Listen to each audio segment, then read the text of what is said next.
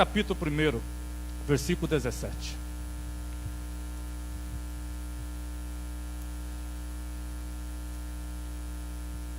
Gênesis capítulo 1, versículo 27.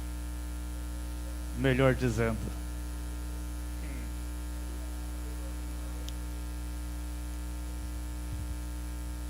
Aleluia.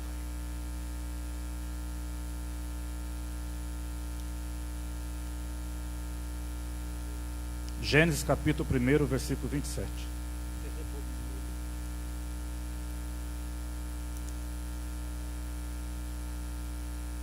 Nosso acampamento está de pé, viu? Na primeira semana de fevereiro. Vai ter uma festança na igreja na última semana de janeiro. Sabia?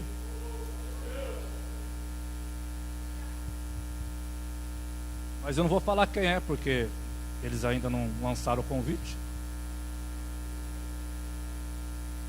Festa de empresário, irmão. Você acha que é pouca coisa? Toma posse. Gênesis capítulo 1, versículo de número 27. O texto sagrado diz assim: criou Deus, pois, o homem à sua imagem, a imagem de Deus o criou, homem e mulher os criou. Amém. Pode fechar sua Bíblia.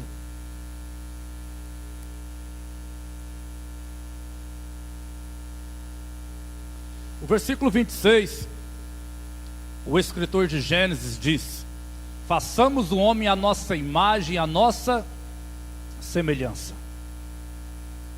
É isso que nós como igreja somos, a imagem e semelhança do Deus vivo. Dá uma olhada para esta pessoa e vê se ele se parece com Deus. Se fizer cara feia, porque não tem nada a ver com Deus. Porque Deus não é carrancudo.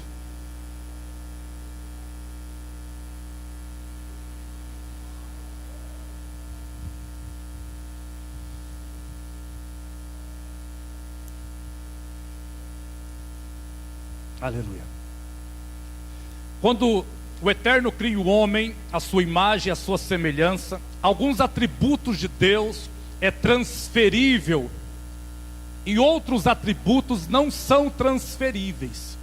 Como por exemplo, há alguns atributos que o Eterno é, mas ele não pode transferir para você. Há alguns atributos que o Eterno tem, que ele pode transferir para você. Quando ele cria Adão e o introduz no jardim do Éden, ele faz esta separação. Alguns atributos são transferíveis e outros não são transferíveis. Como por exemplo, atributos de Deus que não podem ser transferidos para você é a sua onisciência. O que é onisciência? Onisciência é um Deus que sabe de tudo. Tem alguém aqui que sabe de tudo? Então este atributo Deus não transferiu para você. Este atributo ele é intransferível. É só Deus que tem, nem o diabo tem. Isso faz parte da essência divina. Ele é um Deus onisciente. Quer ver um outro atributo de Deus que ele também não transferiu para mim e para você? Onipotente.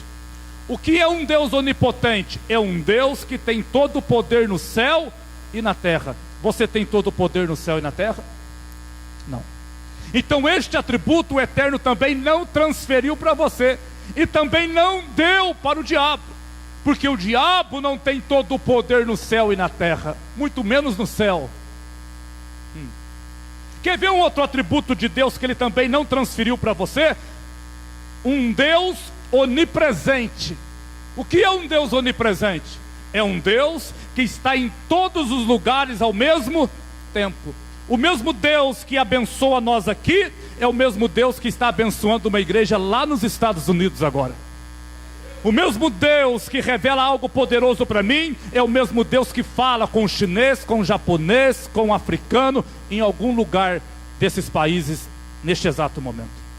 Tem alguém aqui essa noite que consegue estar em todos os lugares ao mesmo tempo? Não. Então este atributo, o Eterno também não transferiu para você. Isso é dele, faz parte do seu DNA, e por isso ele é Deus. Porque se ele fosse alguém que tivesse limitações no que diz respeito ao poder, no que diz respeito à sua presença, no que diz respeito ao seu conhecimento, ele não poderia ser Deus. O que faz ele um ser diferenciado é ser aquilo que você não é, é ser aquilo que o diabo não é. Ninguém pode ser mais alto que ele, ninguém pode saber mais que ele, ninguém tem mais poder que ele. Ele manda no céu, manda na terra, manda no inferno, ele faz o que quer, quando quer, na hora que quer, e o milagre ele vai fazer na vida de alguém aqui essa noite, e ninguém pode impedir. Ele controla todas as coisas. O livro do profeta Isaías, o profeta vem dizendo que o globo terrestre, o Eterno sustenta na palma de suas mãos. Então estamos falando de um Deus poderoso. Isaías teve uma experiência tão tremenda com o trono de Deus, que Isaías disse que quando ele entra na sala do trono, ele tem uma visão do Eterno assentado em sua cadeira, no seu trono. Isaías disse que as vestes da roupa de Deus enchia todo o templo. Olha que coisa impressionante. Como que pode Deus estar dentro de um templo do tamanho daquele que Salomão construiu, e Isaías olhar, Isaías vê que a orla da sua roupa enche todo o templo. Pense o tamanho desse Deus. Ele não pode ser alguém normal, ele não pode ser alguém limitado. Isaías, quando olha, não consegue ver o rosto dele. Isaías não consegue ver o seu peitoral. Isaías não consegue nem sequer ver as suas mãos. A única coisa que Isaías viu naquele dia foram as vestes de Deus enchendo todo o santuário. Ora, se as vestes de Deus enchem todo o santuário, ele abençoa a igreja completa. Não tem ninguém que vem participar de um culto ao Senhor que vai embora sem receber alguma coisa de Deus, porque as vestes dele não está apenas no altar, a veste dele também está nos corredores da igreja, a veste dele também está nas cadeiras, está onde você está dentro de você, está nas tuas coisas. O teu Deus é grande, é poderoso, ele ocupa todos os lugares ao mesmo tempo para poder ser Deus. Esses atributos ele não transferiu para mim, ele não transferiu para você. E alguém vai me perguntar: ora, homem de Deus, se nós somos a imagem e semelhança do Eterno, então por que ele não transferiu isso para mim? Porque se Deus tivesse transferido isso para mim, a gente não ia depender dele para nada. Então Deus já deixou você ser alguém limitado para você depender dele todo instante, todo momento, toda hora. Você vai olhar e vai falar: eu não tenho todo o poder, mas você serve um Deus que tem todo o poder. Você vai olhar e vai falar: eu não estou em todos os lugares ao mesmo tempo, mas Deus pode estar onde você não está. Alguém vai olhar e vai dizer: eu não tenho toda a sabedoria do mundo, mas o teu Deus é sábio o suficiente para te dar uma estratégia para resolver aquela situação que você está passando. E essa noite eu vou profetizar: uma porção da sabedoria de Deus está caindo sobre a mente daquele que recebe agora. Receba nesta noite esta porção da parte do Espírito do Senhor.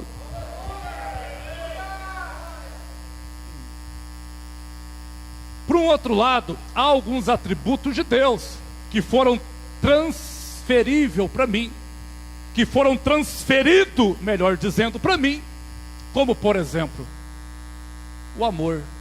Alguém aqui ama? Deus, ele ama. O amor está dentro de... Não, o amor não está dentro de Deus. Deus não tem amor, ele é o amor. Então este atributo ele transferiu para você. Você também consegue amar. Quer ver um outro atributo de Deus que ele também transferiu para você? Alegria. Tem alguém alegre aqui? Deus é um Deus alegre, quer que os seus filhos também sejam alegres. Quer ver um outro atributo de Deus? A inteligência. Tem alguém inteligente aqui? Nossa, tem uns que não são. Tem alguém inteligente aqui? Deixa eu ver. Ah, todos são. Porque Deus é um Deus inteligente, ele não quer que os seus filhos sejam burrinhos. Então são inteligentes. Inteligente, tem compaixão, tem alegria, tem amor. No entanto, são seres limitados. para depender de um Deus que não tem limites, para depender de um Deus que está em todos os lugares ao mesmo tempo. Há coisas que Deus não pode transferir para você, porque senão você não dependeria mais dele. Por outro lado, há coisas que Deus transferiu para você, para que você seja semelhante, não igual, semelhante, à imagem e semelhança do Deus de Israel. Qual é a diferença entre você e os animais? Deus deu vida para você? Deu. Deu para os animais também? Claro que deu. Qual é a diferença? O racional. Um animal não pode oferecer um culto a Deus, porque não tem sabedoria e inteligência suficiente para isso. Mas você tem. Então você tem raciocínio. Você pensa. Bem verdade que tem uns que não pensam, mas a maioria pensa. É racional, tem inteligência. Essa é a diferença. Você não é alguém irracional, não é alguém que tem apenas uma alma. Você tem um espírito. Aliás, você é o espírito. Você é filho, veio de dentro de Deus. E alguém me perguntou um dia: homem de Deus, o homem veio do barro? Não, o homem não veio do barro. O que veio do barro foi o corpo do homem. O homem veio de dentro de Deus. Onde eu morava, homem de Deus, antes de existir? Morava dentro de Deus. O teu corpo veio do barro, e para o pó ele há de voltar. Mas o teu espírito não veio do barro, ele veio de dentro de Deus, e para Deus ele vai voltar. A eternidade, querido, não começa quando você morre. A eternidade não começa quando a trombeta toca e nós somos arrebatados. Não. A eternidade na tua vida começa desde o dia que você nasceu. Todos que estão reunidos aqui essa noite são eternos. E quando eu sou convidado a fazer um cortejo fúnebre, eu sempre carrego uma palavra comigo: esse moço que está no caixão, que para vocês morreram, na verdade ele não morreu. Por quê? Porque a morte não existe. A morte foi algo que os homens criaram para dizer que aquele que dormiu, morreu. A morte, ela vem para pagar aquilo que o pecado fez. Mas uma vez que Cristo morre na cruz do Calvário, ele vence a morte. E se ele vence a morte não pode me vencer, porque eu estou nele. Então quando eu sou convidado a participar de um cortejo, eu digo: esse moço não morreu. Para você ele vai deixar de existir, mas para Deus ele vai continuar existindo do mesmo jeito. Aquele parente seu que você fala que morreu, ele não morreu. Ele só foi dar uma viajada, porque para Deus ele continua existindo do mesmo jeito, e Deus continua vendo ele do mesmo jeito, e as coisas continuam acontecendo, mas para você não. Então a morte, na verdade, não existe. O que é a morte, homem de Deus? A morte é um sono. Todo dia você deita para dormir, morre, e quando o despertador toca, você ressuscita. Hoje, quando deitar para dormir, vai pegar no sono, vai dormir, morreu. Quando é amanhã, vai ressuscitar. Morre, ressuscita, morre, ressuscita, morre, ressuscita. Mas vai chegar um dia que a trombeta vai tocar e a gente não vai morrer mais, aleluia. A gente vai permanecer acordado por toda a eternidade. Não.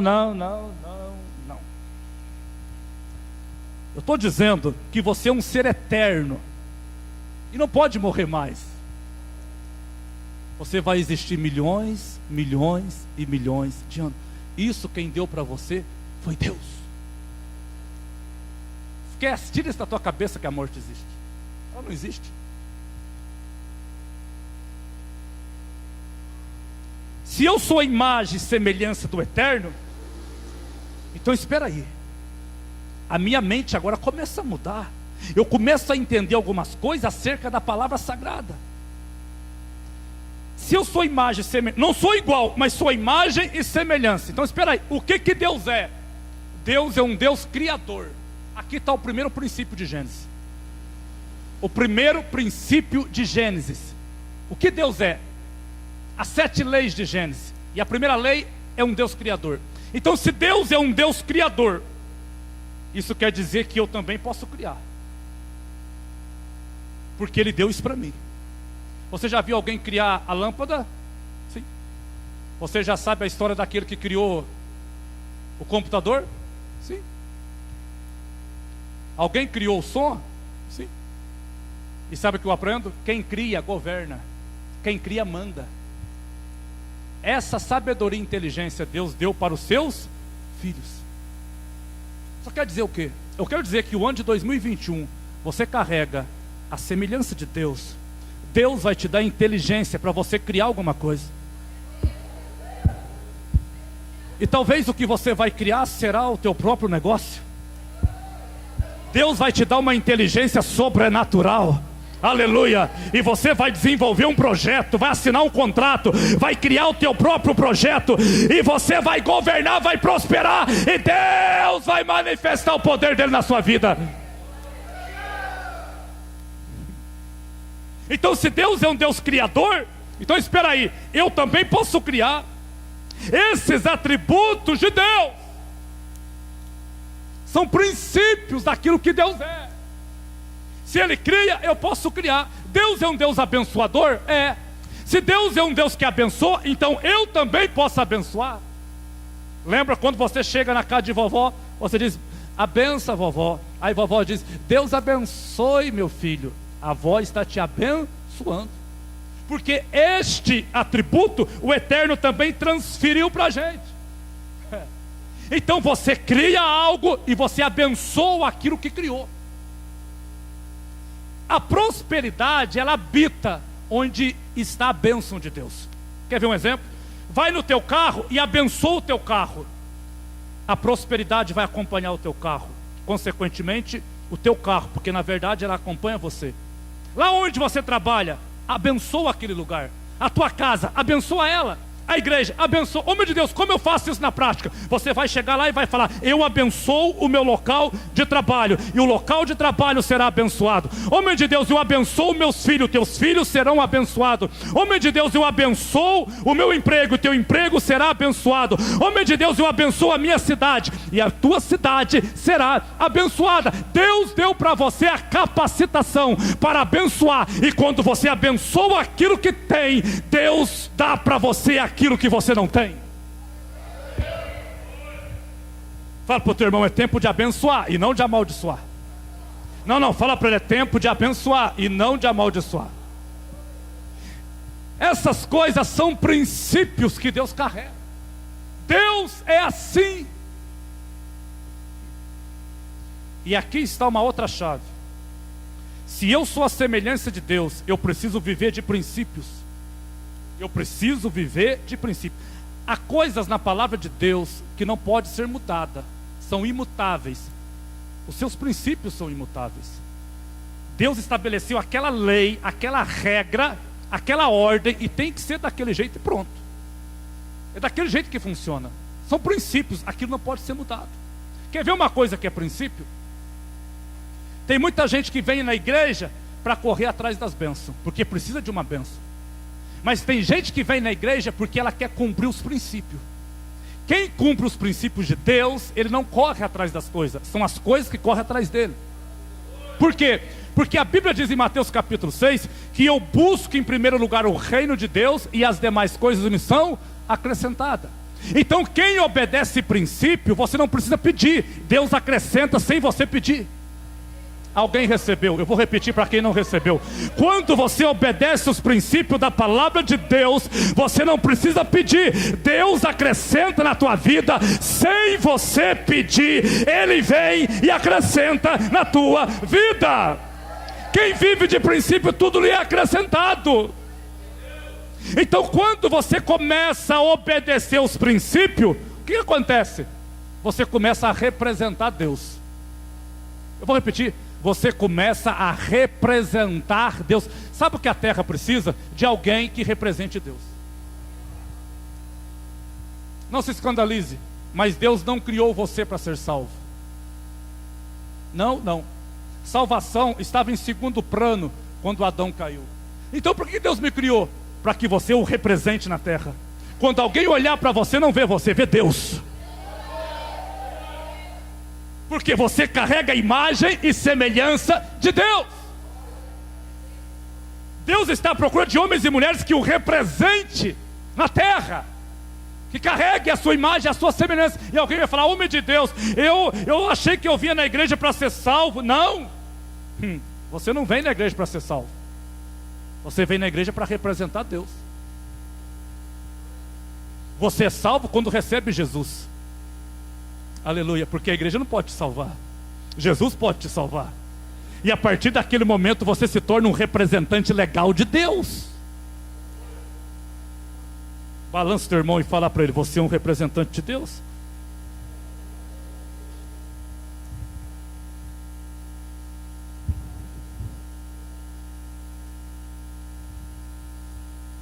Você quer ver alguém que não soube representar Deus? Moisés. Lembra de Moisés? O povo está murmurando no meio do deserto, dizendo: Moisés, nós queremos água. O povo reclamando, chorando, rebeldia. Querido, e a pior coisa é você viver com gente que reclama. Você conhece alguém que reclama? Não, você não conhece, claro que não. Se alguém conhece, é um... Moisés ali, o povo reclamando com Moisés, murmurando, reclamando, murmurando.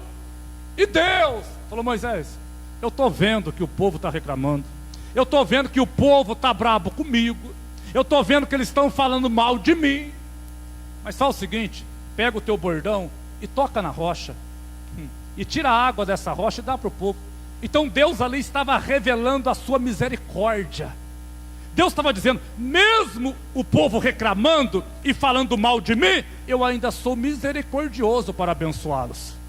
Então toca, Moisés, na rocha, e a rocha vai dar água, e você dá água de beber ao povo. Aí o que Moisés fez? Moisés não soube representar Deus. Moisés pegou o seu bordão e bateu na rocha. Números capítulo 20. Ele fere a rocha. Quando chegou em Deuteronômio capítulo 32, Deus chamou Moisés e falou: Moisés, lembra o que aconteceu lá em Números? Está vendo a terra prometida? Moisés falou: estou vendo. Pois é, Josué, Caleb entra, mas você não entra. E Moisés falou: por que eu não entro? E Deus falou: porque eu falei para você tocar, e você bateu na rocha. Ou seja, Deus queria que Moisés o representasse com sua misericórdia, mas Moisés o representou com sua ira. Vamos lá, se Deus é um Deus de misericórdia, você precisa aprender a ter misericórdia das pessoas. Se você planta compaixão, amanhã Deus levanta alguém que tem compaixão de você. Se você planta misericórdia, amanhã Deus levanta alguém que vai ter misericórdia de você. Se você planta algum favor, amanhã Deus vai levantar alguém que vai fazer um favor para você.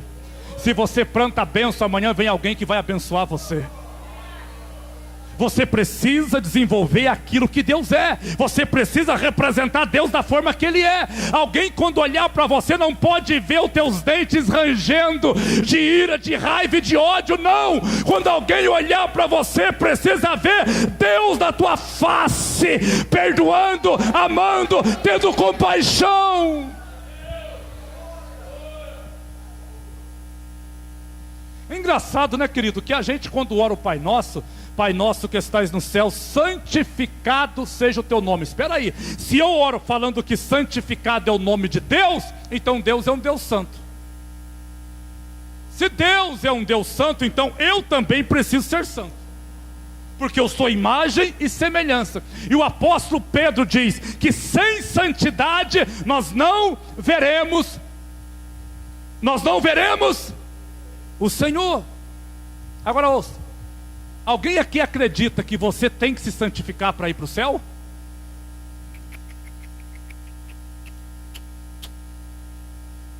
Eu digo por quê? Você não se santifica para ir para o céu. Por quê? Porque salvação não é por obras, salvação é pela graça. Nada que você faça convença Deus para salvar você.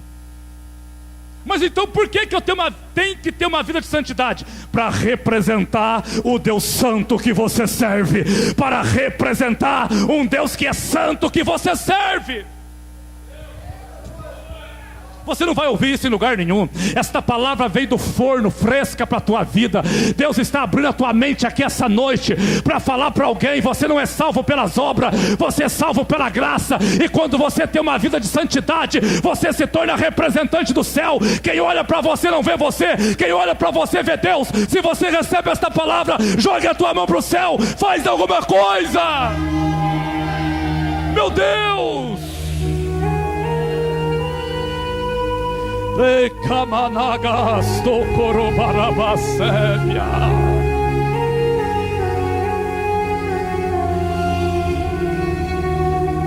Olha para mim, querido, sabe o que eu fico pensando às vezes? Pessoas que vêm, quem era de uma outra igreja aqui? Levanta a mão. Nossa!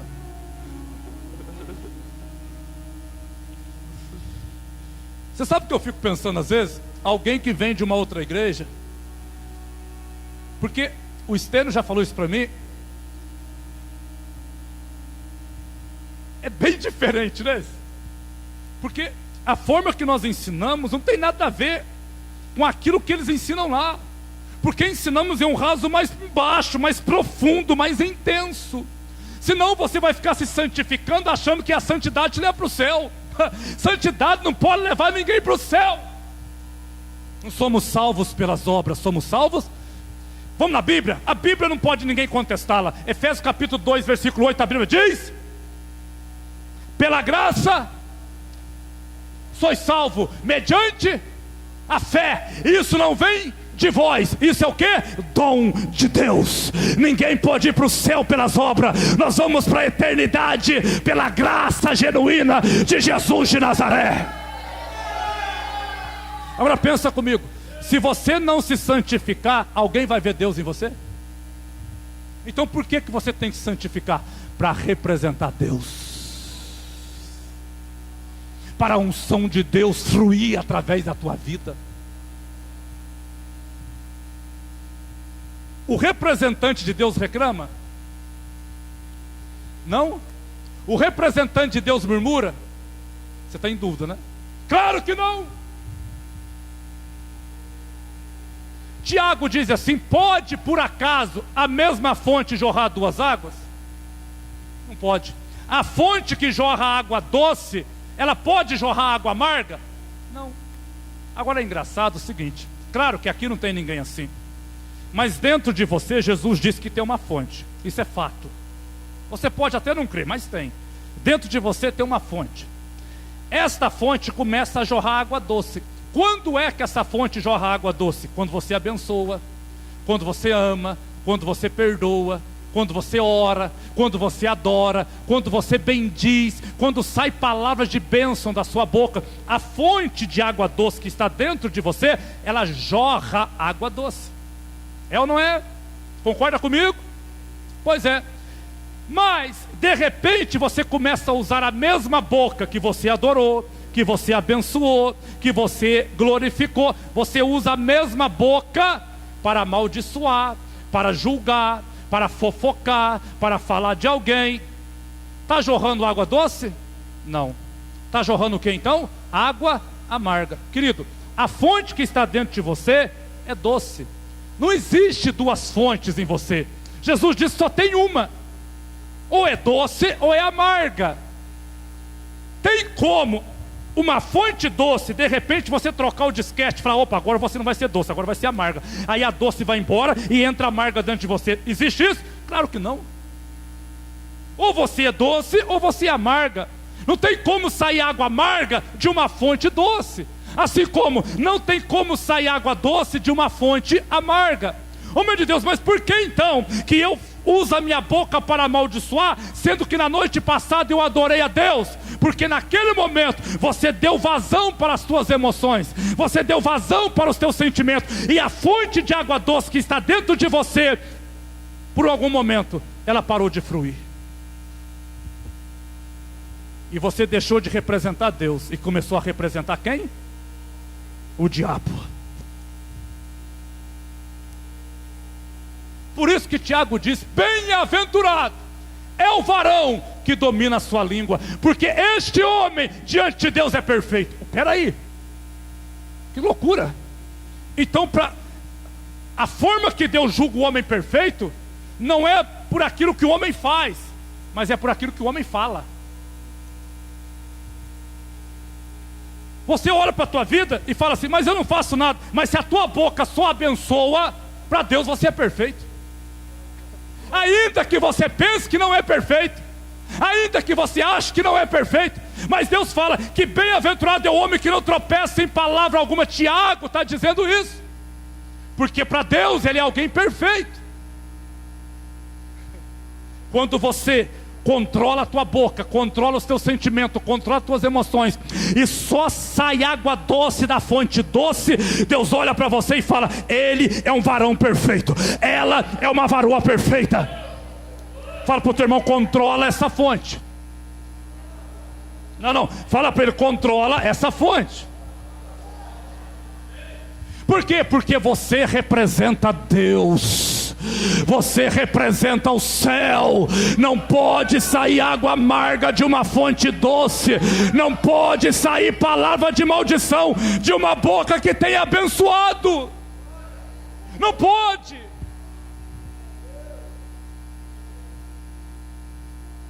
Quer ver alguém na Bíblia que representava Deus, o semelhante? Por quê? Porque Deus nos criou como imagem e semelhante. Você já aprendeu que imagem é aquilo que somos por fora, semelhança é aquilo que somos por dentro. Quer ver alguém que representou Deus muito bem sendo semelhante a Deus? José. José, o marido de Maria? Não. José no Egito. Sabe por quê? Porque representar Deus implica em aguentar humilhação, em aguentar traição, em aguentar chibatada, e ainda continuar de pé, acreditando na promessa de Deus. José é traído pelos seus irmãos, José é jogado no poço, José é vendido como escravo, José foi lançado na prisão, mas ali José representava o Deus semelhante, um Deus que não tem raiva de ninguém, um Deus que não tem mágoa de ninguém, um Deus que não tem ódio de ninguém, um Deus perdoador. Homem de Deus, mas para mim ser semelhante a Deus, então eu tenho que aguentar as provocações do meu irmão? Sim. E de bico fechado. Ah, mas eu já vi um burburinho ali atrás.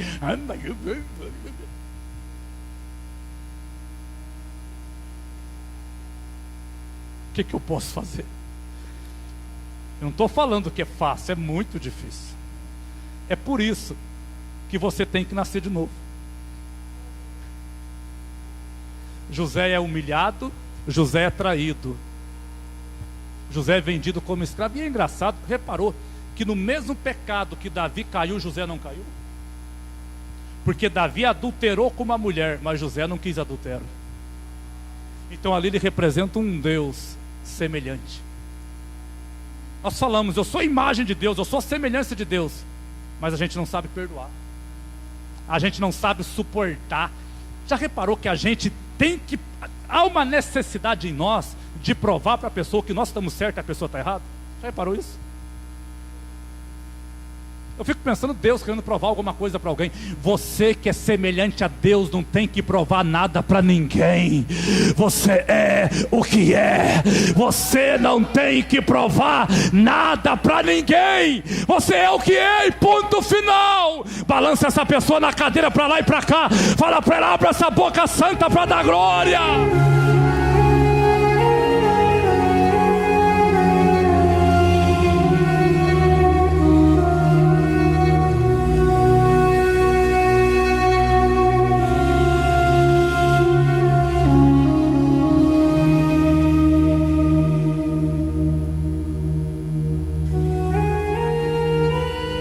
A gente chega nesse lugar ainda. Até sexta-feira a gente vai chegar nesse lugar. E vou te falar mais: a campanha nossa termina na sexta-feira. Estabelece um propósito que você quer alcançar até sexta-feira. Tem alguém que tem fé para isso? Dá um prazo para o propósito acontecer na tua vida. hoje, essa noite, daqui a pouco a gente vai rolar para o chão aqui, mas essa noite, profetiza que até sexta-feira, o teu propósito vai acontecer na tua vida. Profetiza, dê um prazo para a bênção de Deus chegar na tua vida. Até sexta-feira na vida de alguém vai vir uma chuva de milagre.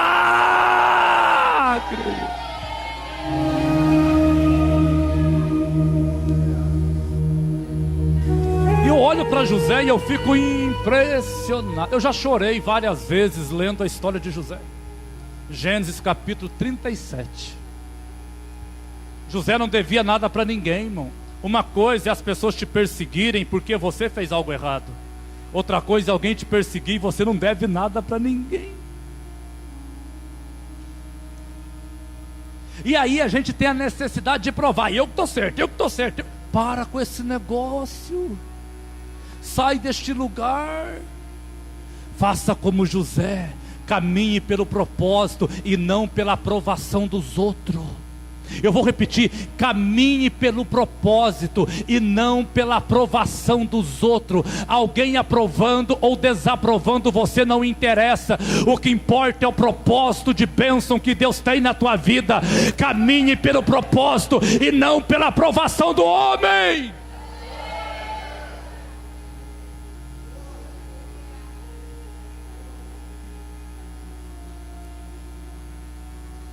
José era semelhante ao Eterno porque ele era moldado pelo lado de dentro. Ei, José não era um homem experiente, não. José tinha 17 anos de idade. Era um jovem maduro. Não era alguém velho, maduro, um jovem maduro. Aguentou a traição, aguentou a rejeição, aguentou a humilhação dos próprios irmãos. Porque uma coisa é um estranho te humilhar, outra coisa é alguém que você convive te humilhar. A dor é maior, é mais intensa, é mais difícil você driblar aquela situação, e você sabe disso. Mas José estava tão focado no propósito que ele se assemelhou a Deus na sua caminhada. E José dizia: nada vai me derrubar, nada vai me parar. Eu sei quem eu sou em Deus e sei do propósito que Deus tem na minha vida. Eu vou para frente, porque lá é que mora a minha promessa. Eu vou para frente.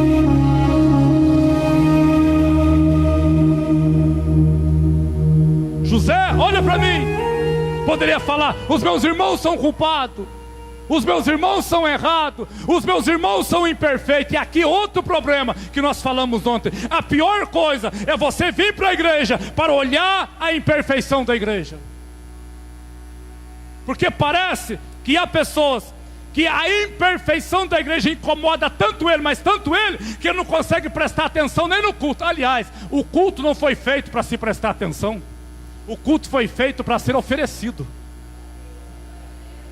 Você não vem para o culto para assistir culto, isso não existe. Você assiste filme no cinema, você assiste teatro no teatro, você assiste Netflix, isso você assiste. Culto não.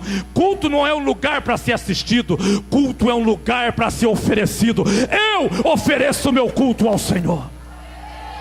Mas se você vem para a casa de Deus para olhar o defeito dos teus irmãos que jogaram você no poço, você está mais errado do que pensa. Aliás, você está no lugar errado. Procure um lugar certo, onde não tem defeito, para você frequentar e assistir. Porque a igreja, eu pelo menos não venho para assistir, eu venho para oferecer. E eu estou dizendo: Deus, receba o meu culto.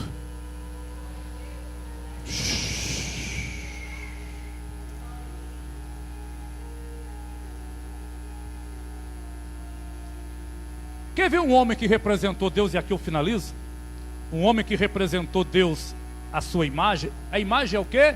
É aquilo que Deus é por fora. Quer ver alguém que representou Deus por fora? Um semideus? Eliseu.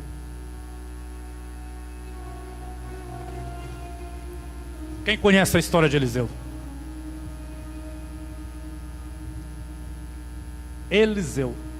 Eliseu fez 14 milagres que sacudiu a terra em sua época.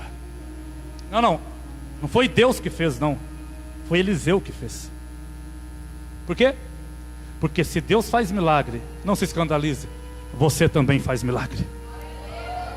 E já expliquei isso aqui em outras oportunidades. Não é Deus que faz, é você que faz.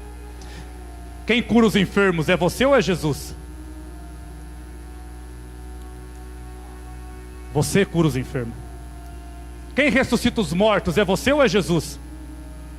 Você ressuscita os mortos. Quem expulsa demônio, é você ou é Jesus?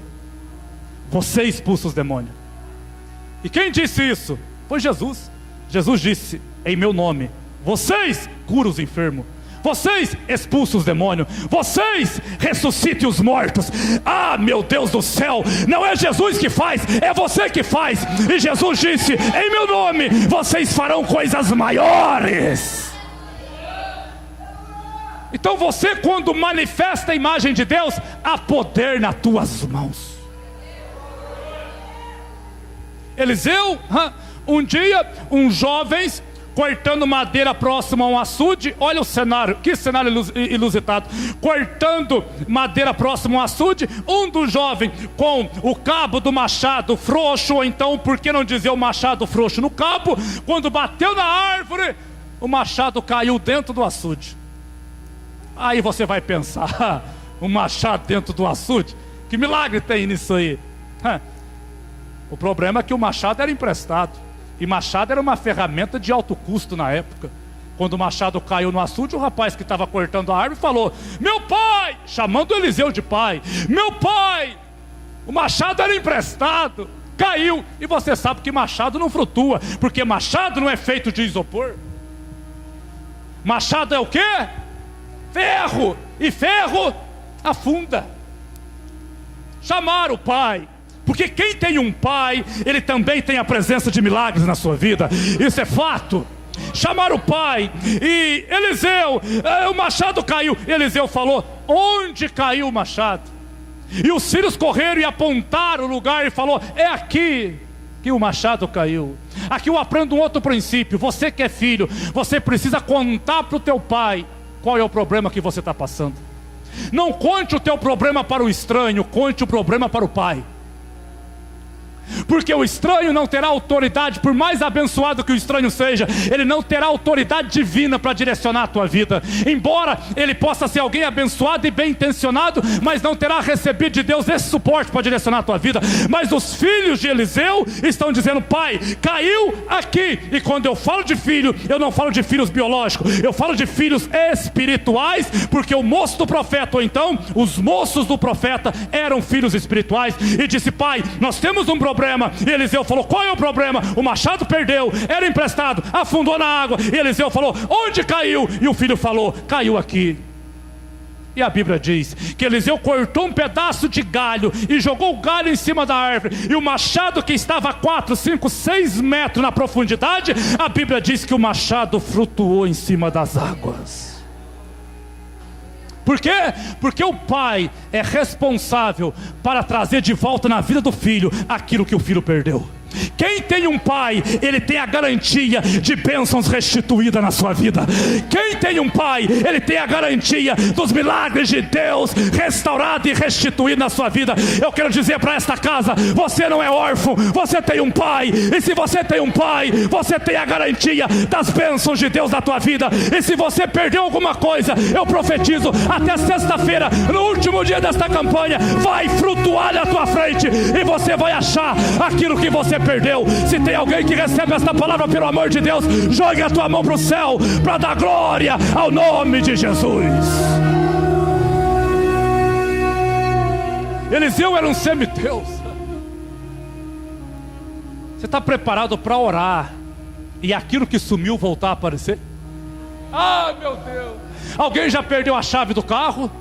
Alguém já perdeu a chave da casa, e aí, mas hoje é diferente, né? Hoje a pessoa, quando perde alguma coisa, ela fala, São Longuinho, São Longuinho, se eu achar a chave do meu carro, eu vou dar 3 pulinhos. Aí, São Longuinho, São Longuinho, se eu achar aquela brusa, eu vou dar 3 pulinhos. Está amarrado, Satanás. Isso é coisa do inferno, isso é simpatia de Satanás. Está repreendido. O crente é diferente. O crente não, o crente ora e fala, eu vou achar, porque a palavra diz que se eu orar, aquilo que perdeu vai aparecer, e eu vou achar aquilo que se perdeu. E eu quero profetizar na tua vida, você não tem parte com Satanás, você tem parte com o reino de Deus. E se você perdeu alguma coisa, ora, que Deus vai fazer aparecer na tua vida.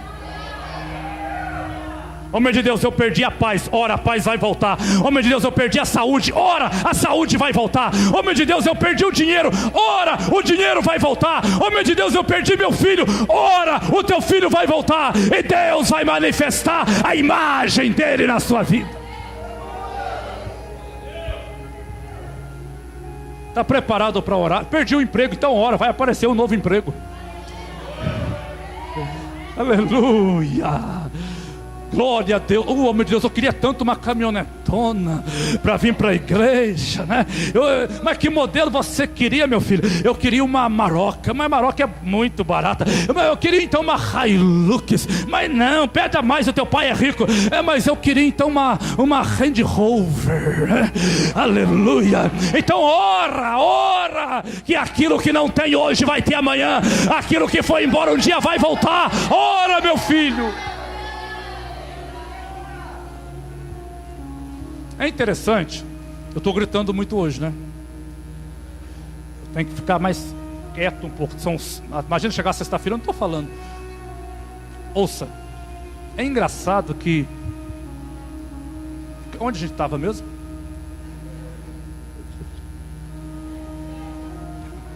Uma outra coisa. Aleluia. É engraçado que a gente é tímido para essas coisas, né? Mas não pode ser tímido para essas coisas. Você precisa impor aquilo que você é em Deus. A terra tem que te conhecer, os homens têm que te conhecer, o mundo tem que te conhecer, porque Romanos capítulo 8 a Bíblia diz que a terra aguarda com grande expectativa a manifestação dos filhos de Deus. 2021 é o teu ano. 2021 é o teu, não será o teu ano, não, já é o teu ano. 2021 é o teu ano.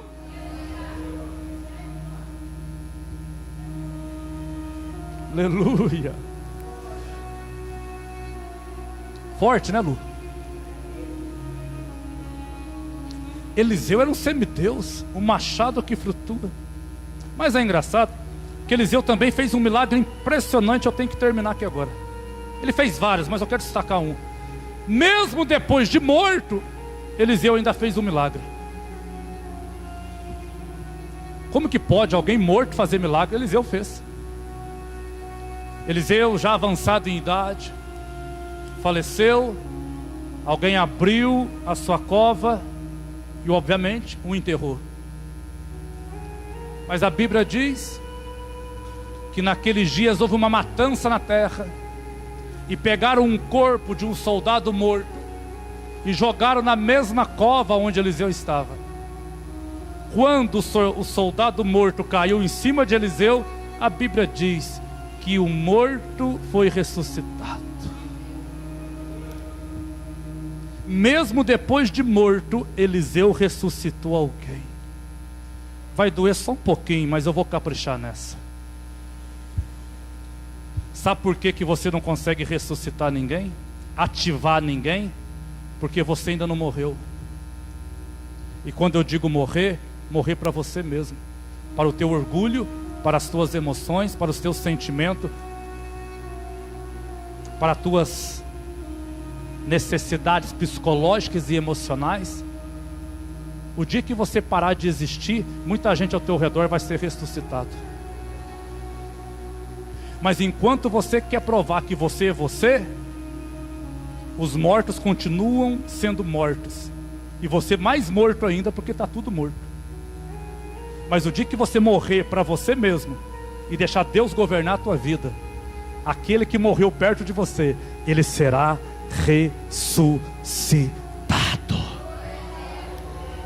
Fala para o teu irmão: morre, irmão. Você não tem coragem? Fala para ele: morre para trazer vida para quem precisa. Fala para ele: morre para trazer vida para quem precisa. Morre para ressuscitar a tua casa, para trazer vida. Mas enquanto você quer provar que você tem razão, você continua bem vivo, e ninguém perto de você é ativado. Agora, Eliseu aqui representa o Deus imagem para um outro aspecto também, porque na morte de Jesus nós vivemos. Quando Jesus morre, Ele estava dando a vida para você. Mesmo depois de morto, Jesus dá a vida para aqueles que existiram antes dele. Mesmo na morte dele, as pessoas foram ressuscitadas. Eliseu era um semideus. Aquilo que ele queria acontecia. Ele mandava na natureza, ele mandava inclusive na morte. Lembra do azeite que foi aumentado, multiplicado na casa da viúva? Sabe o que Deus está ensinando para nós aqui essa noite? Aquilo que você tem de pouquinho hoje, até sexta-feira, será multiplicado.